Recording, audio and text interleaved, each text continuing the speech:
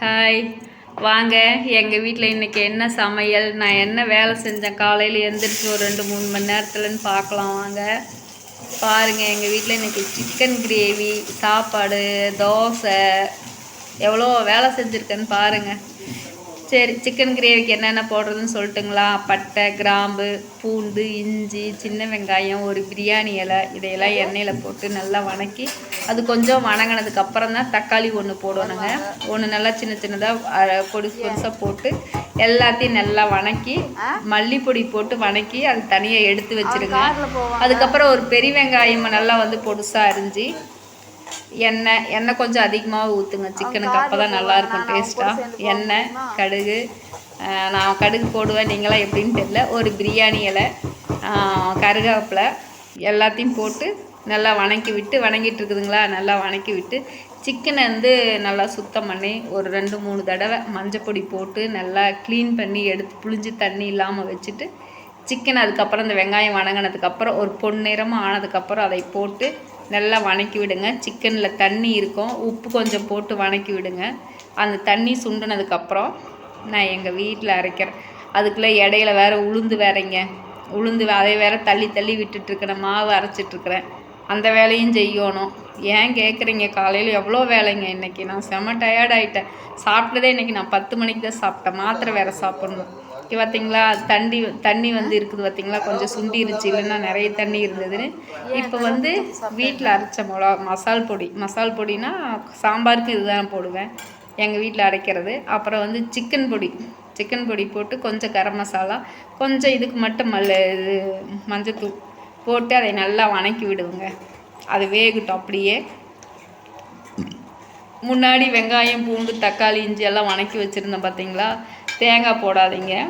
அதை வந்து நல்லா மிக்சியில் போட்டு நல்லா பேஸ்ட் மாதிரி அரைச்சி எடுத்துகிட்டு வந்து இப்போ இந்த கறி அந்த மிளகா பொடியெல்லாம் போட்டு வணக்கி விடுறீங்க பார்த்தீங்களா, அதுக்குள்ளார ஊற்றி விடுங்க. ஊற்றி ஒரு 2 வணக்கம் வணக்கி விடுங்க. அப்போ தான் அந்த பச்சை வாசம் போகும். போட்டு வணக்கி விட்டுட்டிங்கன்னு வச்சுங்களேன். வணக்கி நம்மளுக்கு எந்த அளவுக்கு கிரேவி திக்னஸ் வேணுமோ அந்த அளவுக்கு தண்ணியை ஊற்றி வேக விடுங்க. அது ஒரு 10 நிமிஷம், ஒரு கொதி 2 கொதி வந்தாவே போதும். சிக்கன் நல்லா வெந்துடும். ஏற்கனவே எண்ணெயில் வேறு வணங்கிருச்சு. சும்மா 2 கொதி வந்தாவே போதும். நான் சிக்கனை வந்து கொஞ்சம் சின்ன பீஸாக தான் போடுவேன், பெரிய பீஸாக போட மாட்டேன். எனக்கு அது பிடிக்காது திங்கிறக்க. அதுக்குள்ளே அது ஒரு பக்கம் கொதித்து இறக்கி வச்சாச்சு. தோசை எதுவும் தப்பாக நினச்சிக்காதீங்க, நான் ஒரு கையில் செல்லை பிடிச்சிட்டே நான் வந்து தோசை ஊற்றிட்டுருக்கிறேன். இதை இடையில பாத்திரமும் கழுவணும், தோசையும் ஊற்றணும், கப்பு கழுவி கப்புக்கு சாப்பாடும் போடணும். ஐயோ, என்னால் முடியலைங்க. உளுந்தை தோண்டிட்டு அரிசி போட்டு விட்டுருக்குறேன். அதுக்குள்ளே உளுந்தும் தோண்டியாச்சு. இதுக்குள்ளார இப்போ அரிசி போட்டிருக்கிறேன், உளுந்து எடுத்துட்டேன். தோசை ஊற்றிட்டு சாப்பிட்றக்கு வாங்க. அந்த கிரேவி எப்படி இருக்குதுன்னு பார்க்கலாம். சாப்பாடு தம்பிக்கு கொண்டு போகணுங்கிறக்காக தான் சாப்பாடு, இல்லைன்னா தோசையே போதும். மாமா சாப்பிட்டு கிளம்பிட்டார் அவர் வேலைக்கு. அவர் 8:30க்கெலாம் சாப்பாடு வேணும்னு சொல்லியிருக்காங்களா. கிரேவி பாருங்கள் இப்போ எப்படி இருக்குதுன்னு. சூப்பர் டேஸ்ட்டாக இருந்துச்சுங்க. ஆனால் நான் சாப்பிட்ட 10 மணிக்கு சூப்பராக இருந்தது. கிரேவி பார்க்கும்போதே சாப்பிட்ணுன்னு இருக்குது. எங்கள் பையனுக்கு இப்படி இருந்தால் தான் பிடிக்கும். ரசம் இதில் 2 டைம் காலையில் காப்பி போட்டாச்சு. அந்த வேலை 6 மணிக்கு எந்திரிச்சு வாசு தொளிச்சிட்டு வந்து அடுப்பெல்லாம் அதெல்லாம் தொடச்சி விட்டுட்டு கடைக்கு போயிட்டு பாலும் சிக்கன் பொடி இல்லாதும் வாங்கிட்டு வந்துட்டு, இது தயிர் காலையில், இது பழைய தயிர் ஒன்று, காலையில் பால் காய்ச்சி தயிருக்கு போட்டு மறுபடியும் தண்ணி ஊற்றி காய வச்சு அதை காப்பி போட்டு எத்தனை வேலைங்க ஒரு லேடிஸ் செய்கிறது, முடியலைங்க. சாப்பாடு தம்பிக்கு இதெல்லாம் நீ கட்டி வச்சு கொடுத்துட்டா சார் எடுத்துகிட்டு போவார். அவர் இப்போ தான் குளிச்சிட்ருக்கிறாரு, இனிமேல் தான் வருவார் சாப்பாட்டுக்கு. வாங்க சாப்பிடலாம். தோசை ஒன்று கருகி போச்சு, ஆனால் நான் இதனால வேஸ்ட் பண்ண மாட்டேன், சாப்பிட்ருவேன். குழம்பு சூப்பராக இருந்ததுங்க, சூப்பர் டேஸ்ட்டாக இருந்தது, நல்லா இருந்தது. இத்தனை நாள் நான் எப்பவுமே கொஞ்சம் நான்வெஜ்ஜெல்லாம் கொஞ்சம் நல்லா செய்வேன்.